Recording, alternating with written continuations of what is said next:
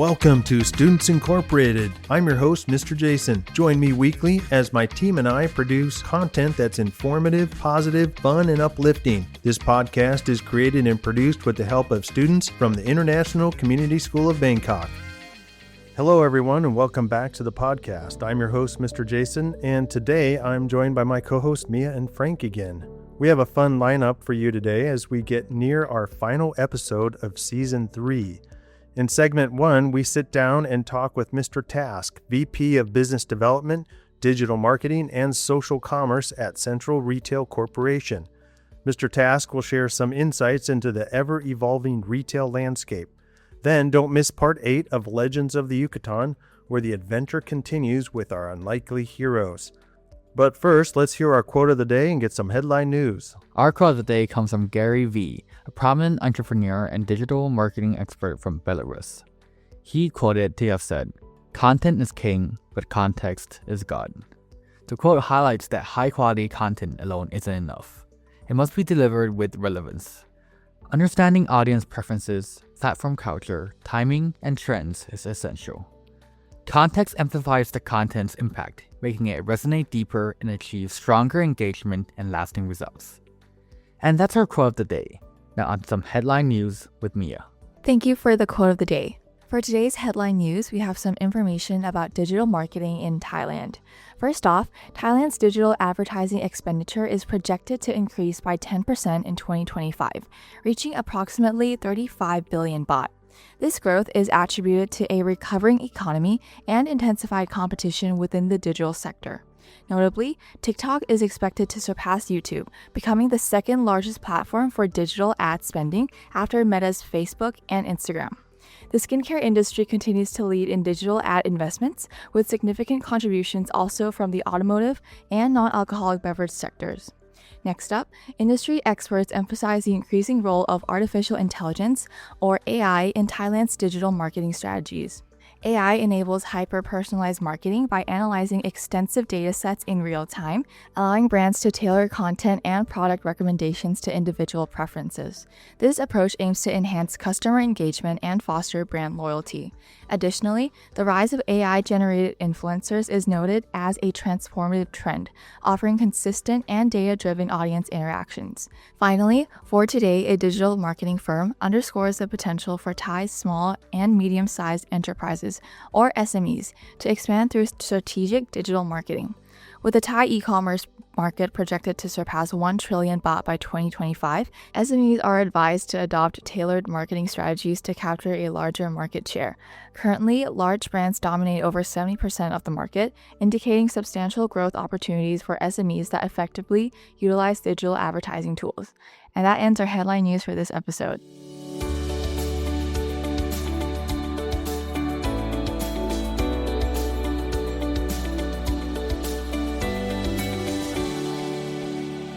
Thank you for the quote in the headline news. For the first segment, we have the privilege of talking with the VP of Business Development, Digital Marketing, and Social Commerce for Central Retail Corporation, Mr. Task. Central Retail has a business presence in 3 countries now, Thailand, Vietnam, and Italy. If you live in Thailand, then you may recognize some of the brands Central Retail represents, such as Central Department Stores, Super Sports Retail Outlets, Robinson Department Stores, Tops Grocery and Tops Market, Big C, Thai Watsadu, Power Buy, B2S, Office Mate, and several others. All right, to get us started, Mia will kick off this segment with our first question. Hello and welcome to the show. Thank you so much for taking the time to be here on the Students Incorporated podcast. So to get us started, and also for the sake of our listeners, could you please introduce yourself, share about what you do, and then what your career journey looked like? Okay, so สวัสดีครับ. My name is Task. So I think it's a very pleasure to meeting all you here today. And like ICS is not any school. To be honest, like it's also where I grew up. I used to study kindergarten till 7th grade in ICS since Sakhon University. Yes, so I mean it's like being back home again. So to give you some background, I've been like studying in economics, also in supply chain and law, So I have 2 bachelor's degree and 1 master's degree. I used to work in many corporates like Colgate-Palmolive, Nestle, True Corporation, Google. And then my current role is working at the head of digital marketing, social commerce, and business development at Central Retail. So under the Central Department Store and the Robinson Department Store. So that's a big update from my side. Wow, those are definitely some great experiences you've had. And you have 2 bachelors and 1 master. That's a lot. But yeah, so from your perspective and experience, how has consumer behavior changed over the years, and how can businesses adapt to those challenges? I think consumer behavior changed quite a lot because before, right, we have only a multiple touch points in terms of like communication or media, right? People start with like one TV, and that every communication touch point was starting from there. But then as times and then nowadays, right, you start to see a lot of like multiple touch points in terms of digital, like TikTok, blowing up Facebook, or even like YouTube, etc. People can start learning apart from just waiting for television. So their behavior, their scope of work, it's changing.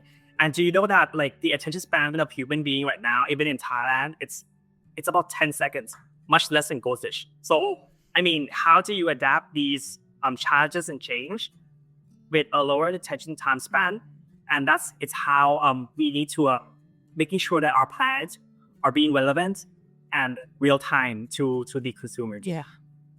So that's what I'm thinking, that from 1 to multiple, and 2, you start to be more like personalization, because I mean, every people is different, right? And it's not just one key fits all. So you have to actually think beyond on how you could scale at mass and also personalize these things much more faster and much more competitive in the market right now.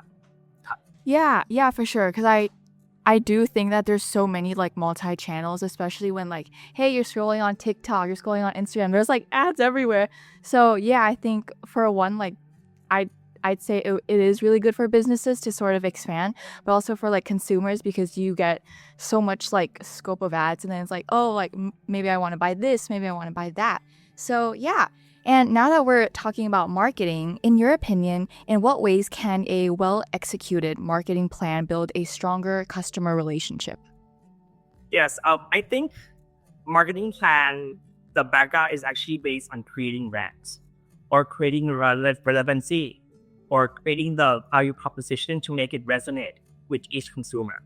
So if you have created a well-executed marketing plan, that would definitely make people like become more aware of your brand, consider your brand, or even convert, and also drive loyalty or advocacy for your brands, right? So the less, the more you invest in these things, and the more relevancy with the consumer in your hand, it will eventually become more or less expensive, and could create more like a lifetime value proposition with the end consumer. So I think, and this marketing plan, meaning that you just not doing only communication, right? But it's all of the marketing factors like 4Ps, since product or promotion, placing, etc. That's the first part. And ensure that you mix with the communication, because sometimes you have a good product, but people don't know. Or sometimes you have a good product, but no good branding. People don't believe you. So all these things have to be like read and making sure that is being executed like creatively. So that's my point of view for having a great plan and execute it well will definitely lead to a full funnel communication and create stronger customer relation. Yes, definitely. And I definitely agree that relevancy is a crucial thing that will either make or break a brand. But yeah, so now let's move on to like a similar topic. So now that technology is reshaping retail every day, how can businesses integrate data and digital tool into their operation? Yes, that's a good question. I think technology actually reshaping retail like every day, right? It starts from using ChatGPT to getting some insights since the first stage of planning. And then when you're starting to like executing them, you're using like AI or even like marketing solutions or even technology to making you execute these things much faster and much more efficient. And also when you once you execute those plans, right, you cannot just execute without getting some kind of a report back, like how does it perform? So that this will lead back to how you will improve your plan and execution better. That's the first part when you helps to, from a business side, that helps to execute your plan better. But from a consumer side, right, people use technology to actually search, to actually review, to actually find ideas on like, hey, what's the best product I should buy? Like, what is the upcoming trend, and etc. I mean, using this technology every day actually makes you more aware and more educated. I think this is something which shaping with help of technology. And these things make you the supply and demand side to actually collaborate much better. All right, yeah, because like you said, definitely tools like ChatGPT or like AI, like even at school, like in high school, we do use like ChatGPT and all that because well, one, it's really efficient, and two, it's like a lot faster, and especially, you know, in the business world and like in operations, it also helps, you know, make things and makes plans like a lot more efficient, and also helps you sort of analyze a lot of the metrics and a lot of the data that you do receive from consumers. So since we know that business success really depends on a good team, is there an example you could share from your experience about how a team contributed to success? Yes, definitely have, because you cannot do all your work by yourself, right? I mean, you can do it, but it's not efficient and it's not scalable. That's why you have a team to create and making magic and make impact at a larger scale and much faster. So first of all, I think you have to share the same vision. Like you would like to achieve something which you agree that it is something that is beneficial to the consumer, to the business, to yourself.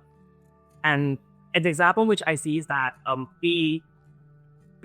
used to work at Google in terms of a sales management role to ensure that we could help succeed and driving the digital maturity of our clients. But as we know that sometimes the issue was that the business doesn't really understand digital, and it requires a lot of time or effort or patience to actually shift their mindset from being offline centric to become more online centric. With that, with help of my colleagues, getting the expertise, the specialty, and crafting a narrative story, which helps to lead to why, if they invest in digital, how will their business perform much better with a better ROI, with a better efficiency. And once we agree on a simple plan and we pitch them together, that's where the income comes, and they actually buy into our solution, and they actually create a lot of ROI from investing and driving their communication through Google solutions. So this is something which I think it's how you share your vision together. You collaborate, getting the expertise from different people, and then execute it out and making impact to the team and to their client's business. Yeah, for sure. You know, like a team that works well together will definitely increase the efficiency. You know, a team with a balance of soft skills and hard skills so that they complement each other. So now, looking ahead, what do you think that the future holds for the retail industry, and how can young people prepare to thrive in it? Retail will be much more competitive. Absolutely. Because it's not like before we have a wholesaler, retailer, and end consumer, right? But now every consumer can actually be retailers, right? I saw a lot of people starting to be creators. They actually sell products in TikTok with in e-commerce and other places. So competition will be much harder. And requirement of skill sets of these young people to understand the fundamentals of the business, also digital, and being fast forward enough in this generation is something which you need to prepare from. So last but not least, I think key traits that these people need to prepare is 4 things. 1, you need to be very curious. Like curious in things like why does this happen, doing in terms of the curiosity in the business. 2 is the hard skill, like problem solving, adaptability skills, ability to identify the issue, ability to identify the action and the solution. 3 is about communication, making sure that what you think is actually being communicated and making people like around you, not just your clients, but also your boss, your friends, or those who work under you in the future understands like what you're trying to deliver. And last but not least, is about prioritization and focusing a lot on leadership and innovation. That's 4 things will definitely help you to at least be future-proof and bulletproof for the changes that is very hectic in the future. Yeah, thank you so much for that insight, especially, when you listed the 4 things that young people should have, like curiosity, soft skills, hard skills, and a lot of communication, and prioritization as well, like you mentioned. We will definitely keep that in mind for the future. So as we end this first segment, we always like to ask advice from our guests. So our last question for you is, what advice would you give to students who are passionate about business and marketing? I think you have to be very curious and really looking things from a strategic point of view and a financial point of view. Because sometimes it's passion what drives you, right? But if passion doesn't translate to money, business doesn't work. Or else you'll be working in a charity point of view. But if you're really keen about making business, meaning that you're keen about making money, keen about making the impact, and you could scale this solution hard, making sure you have a vision, but also execution. Because if you have a great vision, but without execution, it doesn't add, right? But if you have a proper execution without a vision or plan, it seems you're going nowhere. So be curious, be visionary, but also the issue is executionable. The rest is about relationship building and connection building. Because as you're just asking those questions, right? You cannot succeed doing things alone. You need partnerships, you need relationships, you need to have the ability to find or getting to know which people matches with you, matches with how your business will be going. So making sure that you find the right, you build the right connections, relationship, be curious, and also have vision, but also execution, like acumen. That is something which I think you should do a lot from now till you actually succeed in the future. All right, thank you so much for your advice and your time as well, Hun Task. Yeah, thank you so much from all of us. Thank you. Thank you so much, Mr. Task, for joining us and for giving us some great advice. Don't forget about the finance side of business, building relationships, having a passion, and you can have a great idea, but execution is important as well. We appreciate your insight and experience and hope our audience was able to gain a better understanding about the world of retail, customer-focused strategies, and so much more. Okay, please stick around for segment 2, where we bring you part 8 of our adventure story. We'll be right back after the short PSA. 1, 2, 3, 4. Hey everyone, this episode drops in the middle of AP test season where students take AP or Advanced Placement Courses examinations as the culmination of the lessons and units they've been learning for this past year. In this time of heightened stress and maybe some anxiety, we'd like to send out a message to all, a message of hope and joy and perseverance. You've got this. It's the final stretch before the end of the academic year. One pro tip, we've had a past episode in the seasons before about effective studying methods and technique. You should check that out. Take a deep breath, study well, and good luck.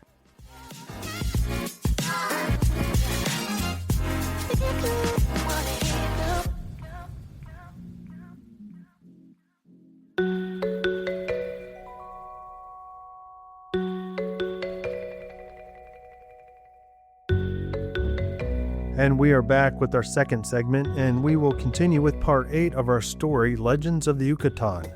Part 8 is titled The Passengers. If you missed parts 1 through 7, you can get caught up by listening to episodes 87 through 93. Legends of the Yucatán is a sequel to our Season 2 story, The Secrets of El Dorado. We released last year during episodes 55 through 64 in audio narration. It's also available in book form as a downloadable PDF from our website or in paperback version on Amazon.com. Just visit studentsincorporated.com to find out more. Now, moving on, Camden will give us a quick recap before we jump into part 8. Recapping part 7, The Chase. Carlos waits at the museum to watch for the person picking up the black bag with the fake jade jar. Lily spots him and is suspicious of him. David picks up what he thought was the jade jar. Hawthorne discovered that the real jade jar was in a sports bag. And without further ado, let's jump back into our story where we join our eclectic group of characters in their continuing adventure.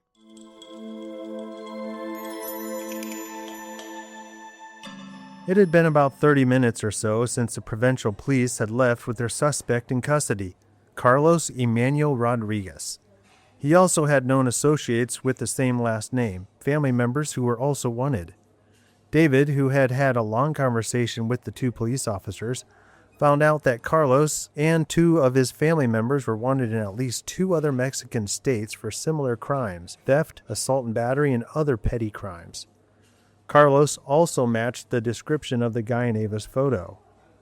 Hawthorne was as surprised as Tommy, David, and Miranda were that this Carlos character actually had the jade jar on him when he was caught. Not a very smart criminal, to say the least. Hawthorne, along with Tommy, David, and Miranda, were all now sitting with Ava, Lily, and the students inside the Grand Museum's food court area.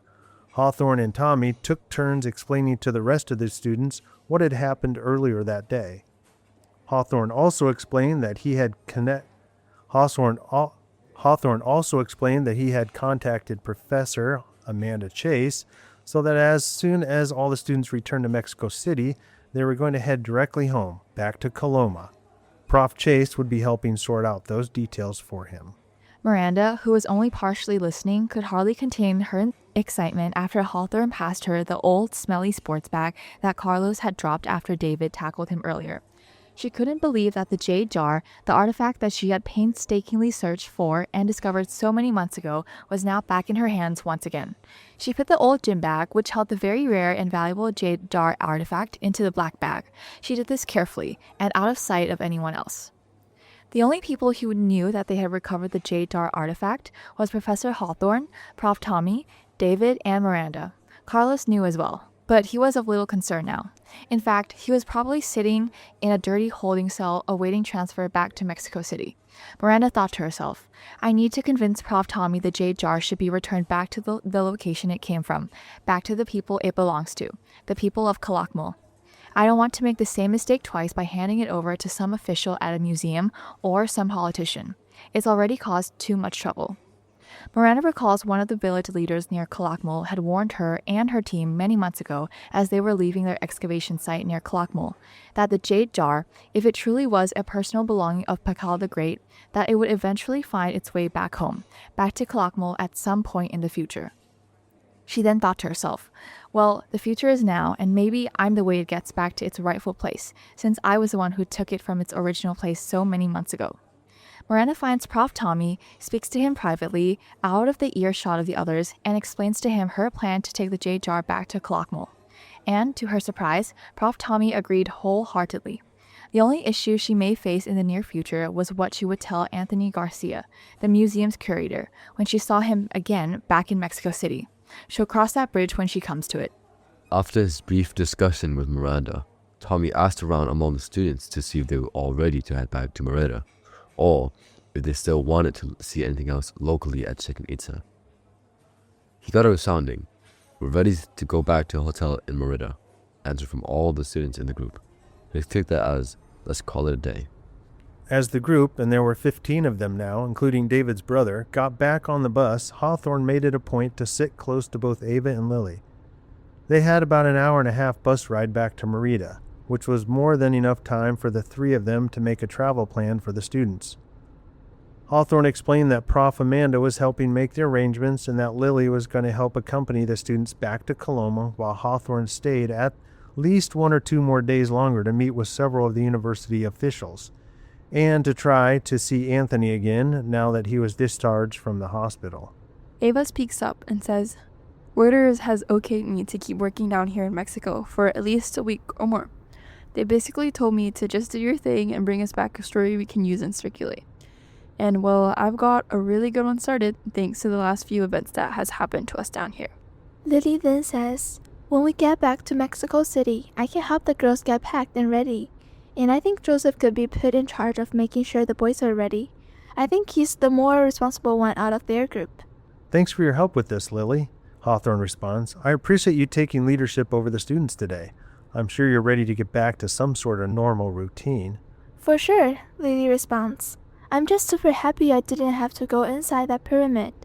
Ava jumps in. Yeah, some of the passageways were quite tight and cramped. Thank goodness Sierra wasn't here with us either. She definitely would have freaked out. Both Ava and Lily laugh as they go down memory lane for a few minutes about their previous adventure together back in El Dorado County, California.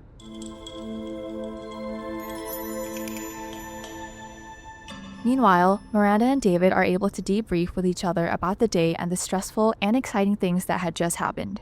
Miranda was talking through a plan with David of how she could return the jade jar back to the provincial leaders who oversee the ancient sites of Calakmul.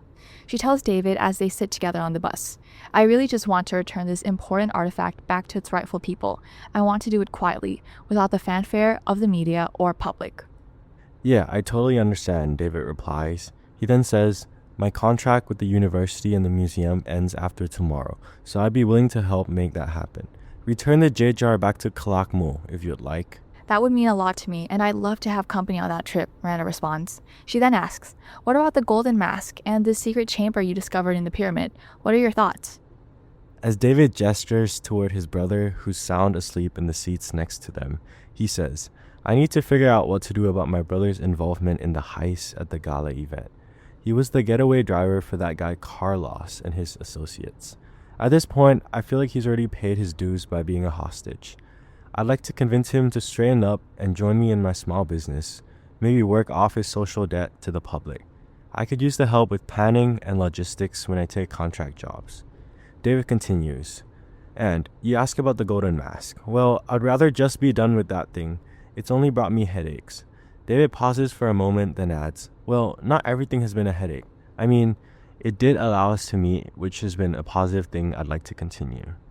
Miranda smiles, shakes her head in agreement, and then says, I wonder if your brother has any information that may help the authorities recover the golden mask. It would be great if the secret treasure room in the pyramid stayed a secret and the golden mask could be returned as well. Miranda then throws out an idea to David and says, what if this was our mission, our next chapter, you and I together? We return both artifacts back to their rightful places where we originally found them. Well, of course, we'd need to recover the golden mask as well. I like that, David replies, and then says, I think we have our work cut out for us though, in trying to figure out how to get the golden mask back. But maybe my brother knows something about it. Let's ask him when we get back to the hotel in Merida.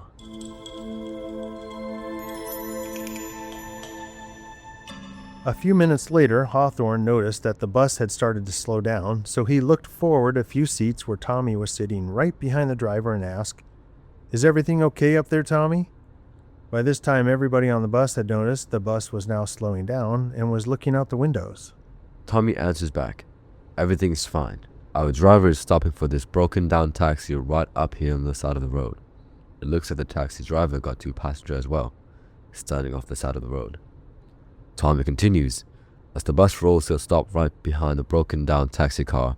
It's a typical courtesy for public transport drivers to help each other out like this. Also, there are no services along this stretch of the highway for another 40 plus kilometer before we reach Merida. Tommy gets out of the bus and talks with the taxi driver for a few minutes and then gets back on the bus. The 2 passengers that were waiting with the taxi follow Tommy into the bus and sit up down front near the bus door. Tommy looks back at Hawthorne and then says, the taxi driver is going to stay and wait with his car. He said a mechanic friend of his is on his way to help. However, it was going to be another hour or so. Anyway, I offered to give his stranded passenger a ride to Merida, since that's where we're both headed. They've been out here waiting for the past 30 minutes or so. Professor Hawthorne noticed that the 2 female passengers that followed Tommy onto the bus kept their heads and eyes down, making it a point not to look at anyone in the group, especially toward the back of the bus. He thought to himself, well, maybe they're just a little embarrassed. He also felt bad for them since he too has been in their shoes in the past, broken down on the side of the road with no way to fix the car. And in that type of situation, you are having to rely on the kindness of strangers. Most of the students were not paying much attention now and were now back to doing whatever they were doing right before the bus stopped to help. Ava and Lily were back to talking and looking at Lily's photos on her phone, and Miranda and David had not paid much attention to the entire stop as they kept talking and laughing through the entire ordeal. As the 2 female passengers got situated in their seats, a few rows up from where the majority of the group were seated. Hawthorne noticed that the younger one was clutching what looked like a sports bag. The sports bag looked similar to the one he had just recovered back at Chichen Itza. The guy who was arrested was carrying a similar bag right before he dropped it as he was tackled by David and then tased by the security guards. He tried to put it out of his mind, but it was bothering him for some reason. He thought to himself, what are the odds that two different people on the same day, hours apart from each other, would be carrying the same type of bag close to the same location?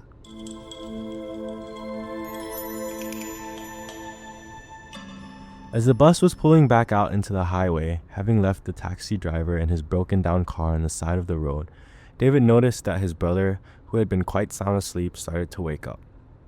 His brother had been laying down in the seats next to David and Miranda. In the other row, David's brother sat up, rubbed his head, and looked around the bus and asked David where they were. David responded by telling him they were on their way back to Merida. Now that his brother was awake, having survived being locked in a hot trunk for several hours, David started asking him a lot of questions about how and why he got involved in this scheme to steal the artifacts at the gala event the other night. David's brother was not really in the mood to talk about it at the moment, and was feeling a little embarrassed he was being scolded around other people. But his brother did respond by telling David that all he was hired to do was to drive 3 people from Mexico City to Merida in the middle of the night. He then added that he had no idea that the 3 people who drove to Merida that night had just robbed the gala event at the museum in Mexico City. He then also told David that he has tried to stay clear of work like this the last year or so, but for some reason, the person who hired him really wanted him to do it, and it paid really well. Miranda overheard David laying into his brother about the whole situation that he had gotten himself into. Miranda felt a bit embarrassed for David's younger brother, as David's voice kept getting a little louder with each sentence. She also felt a little sympathy for the kid. Well, I guess he's not really a kid. Miranda was guessing that David's younger brother was maybe a few years younger than her. As she continued to listen to David give his younger brother a lecture about his life and the direction it had taken, she secretly wanted David to forgive him and show him some mercy. However, Miranda knew it was not her place to give David any family relationship advice, since she did not know the entire backstory between the 2 brothers. She also had family members she needed to forgive, so she sat there, tried not to listen, and looked out the window of the bus.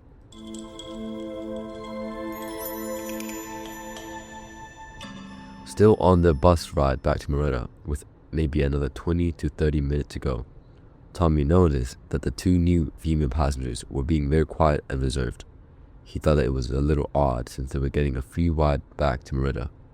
The 2 ladies were keeping to themselves and staying quiet. So Tommy, who was sitting in the seat directly across the 2 passengers, looked over at them and said, "I didn't really introduce myself earlier, but my name is Thomas Flores.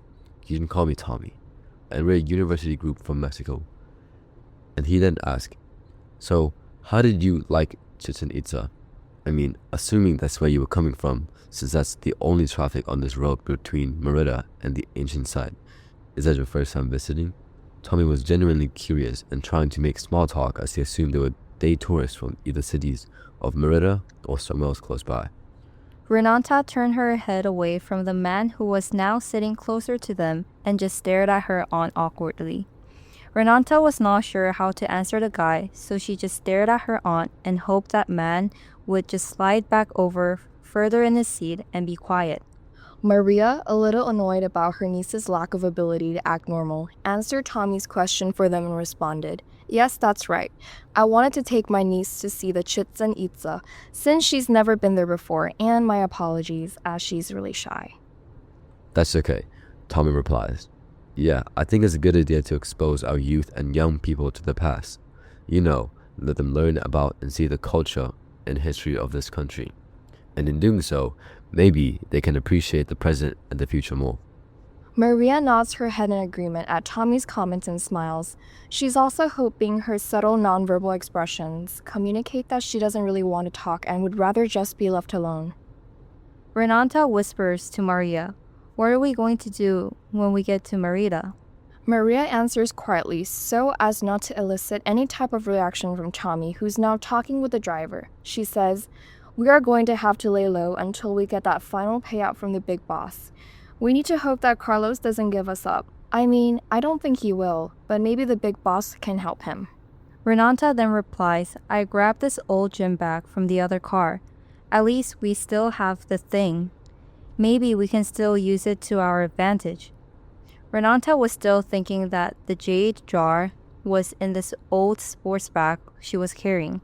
However, she did not know that she actually was just carrying around a bag with some rocks in it.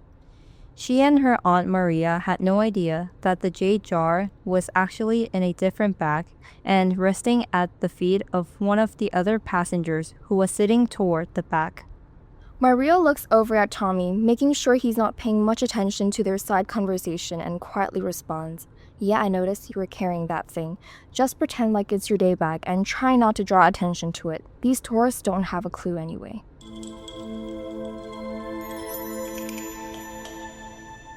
Professor Hawthorne, still trying to shake the weird, unsettling feeling he had about their two new passengers, got up from his seat, moved back one row to where David and Miranda were sitting. David had stopped lecturing his brother by this time and was just sitting there with Miranda next to him in the window seat. As Professor Hawthorne sat down, David asked, What brings you back here? Hawthorne answers, Apologies for interrupting, but I feel something is off with our two passengers. It's just a feeling I have. The younger one of the two has a similar, maybe even the same type of sports bag that the guy you helped apprehend was carrying. Should I be alarmed by this fact? At that moment, Hawthorne noticed David's brother slumped down in his seat, hiding behind the back of the seat in front of him. David saw his brother's reaction too and knew immediately that there was a connection between his brother, the two female passengers depicted up, and Carlos, the guy the police had already arrested. Miranda was also paying attention to this new information, but not wanting to raise any suspicion on the part of the two new passengers sitting at the front of the bus, she pretended to have a nonchalant conversation with Professor Hawthorne, smiling and even laughing periodically. She looked over at David, who was now having a very quiet conversation with his brother, who was still slumped down in his seat, not wanting to be seen. David looks back up at Hawthorne after telling his brother to stay out of sight and then says softly, My brother says these are the other two he drove from Mexico City to Merida, and they're related to Carlos. He said the younger one is Carlos' sister. Her name is Renata. And the older one is their aunt, and her name is Maria. Miranda responds and says quietly, Wow, what luck is this? Looks like we found our thieves from the gala, and they have all come right to us in a weird way. David replies and says, I'm not the type of person who believes in superstitions, but there are people who believe that if you steal Mayan treasure, you will be cursed until the treasure is returned. Miranda smiles a bit and says, Well, I'm starting to believe that superstition may be true. This family of thieves have surely found some bad luck today, getting on our bus, of all things. Hawthorne then asked, So what's the plan? We'll be arriving in Merida in the next 20 minutes or so, and we can't let these two get away. David, rising his phone up to his ear, then replies and says, I'm already on it, putting a call in with a contact of mine in the police department in Mexico City. He'll be able to call ahead and have several plainclothes officers waiting. David then continues, We need to know where our new passengers want to be dropped off so I can relay the message on. So, the sooner we find this out, the better. It will give my guy more time to get his guys mobilized for the rest and pickup. Hawthorne then said, I'm on it, and then sends a quick text to Tommy, who's sitting up front by the two new passengers.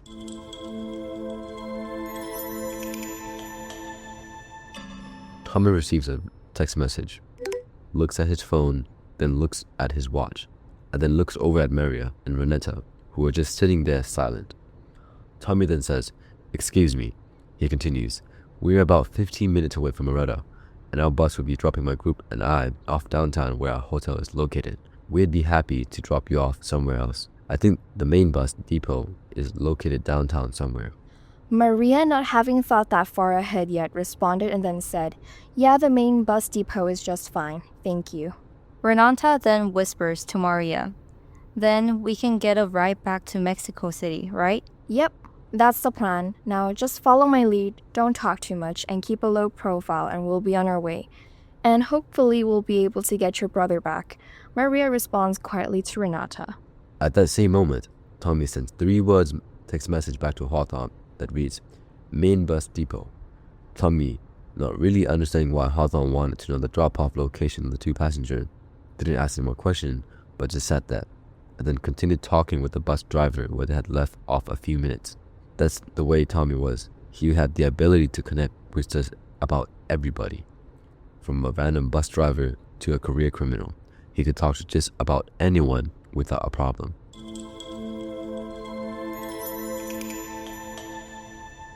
As the bus entered Merida city limits and was now winding its way through the city streets slowly, Hawthorne asked David, "Is everything set up?" David answered, "I think the pickup team will be ready by the time we get there. They had to scramble to get a few officers assigned. We can drop off our 2 guests at the bus depot as normal and then be on our way." David, Miranda says as she interrupts, "What about the golden mask? The 2 people who know where it is are sitting on our bus right now." "You have a good point," David answers. At that moment, and after hearing Miranda say that, Hawthorne offered up an idea. He said, "David, this is a long shot, but I have a really crazy idea."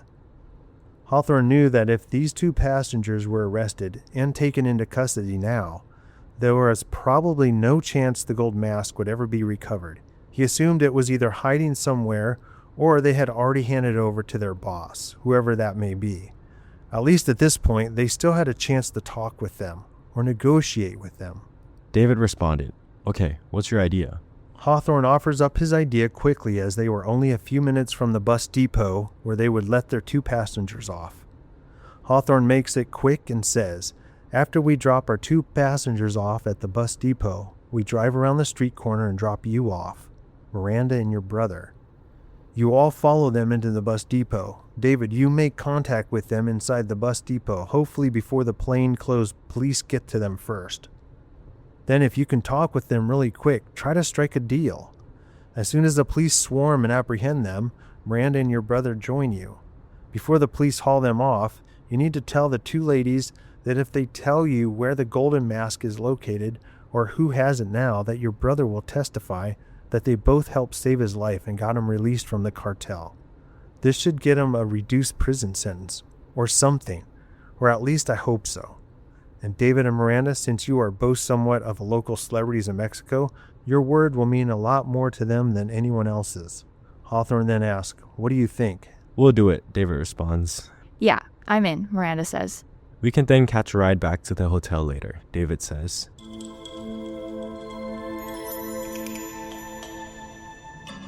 A few minutes later, the bus pulls in and parks in the main parking area at Merida's main bus depot. The doors open and the 2 passengers up front exit rather quickly without looking back. However, Hawthorne did notice the older one say something to Tommy and the driver as she got off last. The bus then exits the parking lot and turns on a side street as it has to go around the block in order to go back the same direction they had just came from. The group's hotel is a mere 10 minutes away. As soon as the bus turns a corner, Hawthorne gets up and walks to the front of the bus and asks the bus driver to stop temporarily. The bus stops next to the curb and Hawthorne watches as David, Miranda, and David's brother get off the bus. Hawthorne saw some confusion on the faces of several students and Ava and Lily, as well as Tommy's, so Professor Hawthorne, not wanting to explain all the details of what those 3 were going to do, he said, "They're going to do an errand and then meet us all back at our hotel later. Hopefully that's okay." That brief answer was sufficient to ease curiosities. No one else had any more questions. They all went back to doing whatever they were doing before they stopped, and then the bus moved on.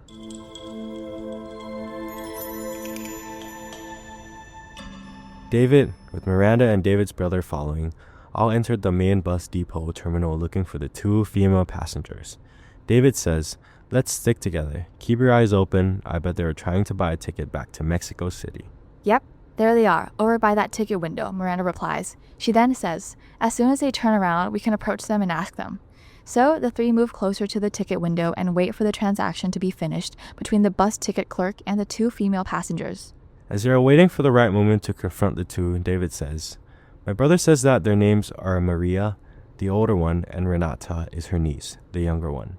At that moment, Maria and Renata turn around and start walking away from the ticket window, with tickets in hand. David's brother, unnoticed, walks up from behind Maria, who's holding the tickets, and grabs her hand and rips the ticket out of her hand. David watches as both Maria and Renata turn around quickly and seem to be startled a bit as they are looking directly at the guy they let go back at Chichen Itza earlier in the day. David steps in between the 2 ladies and his brother and then says, You have 1 minute, maybe 2 minutes tops, because the local police grab you. Tell me where the golden mask is and we'll help you. Maria snaps back. I know you. How'd you get here? She then looks at David and Miranda and says, I know you too. I've seen you both on TV getting an award for quote-unquote finding those artifacts. You are both thieves too. The only difference between what you did and what I did was you were able to figure out how to do it legally. Miranda steps up and then says as she nods her head as if to try to convince Maria of the truth she is about to say. You did help this guy. Miranda then points to David's brother and continues. We can tell the police that you helped rescue this guy. We can sign a statement for you saying that you helped this guy. We may be able to help your nephew and your brother Carlos as well. Tell us where the golden mask is and we'll help you. At that moment, 5 plainclothes police officers with badges hanging around the necks approach from different directions. Within seconds, Maria and Renata are handcuffed and are started to be shuffled down towards the exit. Miranda follows, with David right behind. Miranda continues to talk as they are making their way out of the exit toward a police van parked outside. Maria, help us out and we can help you out. Miranda could tell that Maria wanted to say something, but she looked conflicted and confused. Renata then yells out as they are being shoved into a van through the door. It's at a safe house outside Merida on a Route 180 near Hacienda Tepec. At that moment, the van doors slam shut and the van drives off. Miranda turns toward David and asks, Did you get that? Yes, a safe house off Route 180 near Hacienda Tibet. Well, that narrows it down a bit. Miranda then says, David, where's your brother?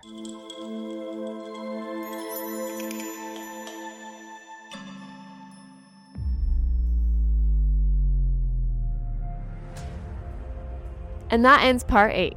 Stay tuned for next week as we bring you part 9 in our continuing story called The Legends of the Yucatán.